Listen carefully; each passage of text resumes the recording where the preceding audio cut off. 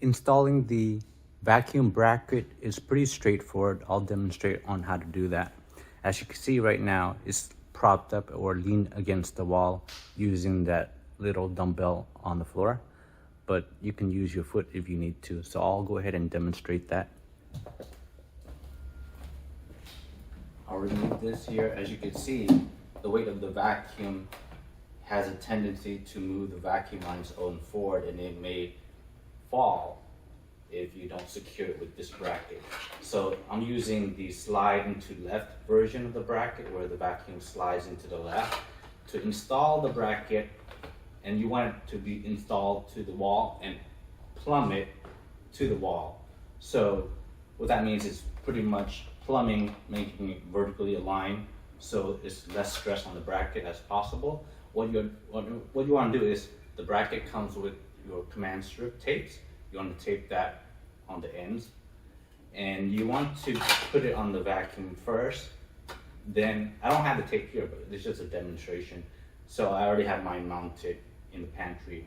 But to show you, we print this in orange for contrast. So once you put your command strip tape, plummet, use your foot to keep the vacuum straight aligned.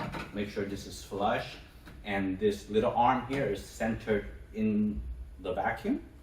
And peel the command strip away and keep it plumb, and just keep the vacuum straight and just kind of push straight back and make sure everything is square. Now the bracket should stick because you already peeled the command strip. So now gently move the vacuum out and set that vacuum aside. Now the bracket should stay on the wall, and gently push and hold it there for several seconds to give the command strip a chance to stick. And once that's done, we recommend that you leave this perhaps a day without any weight on it, so it gives the command strip a chance to really stick on both surfaces.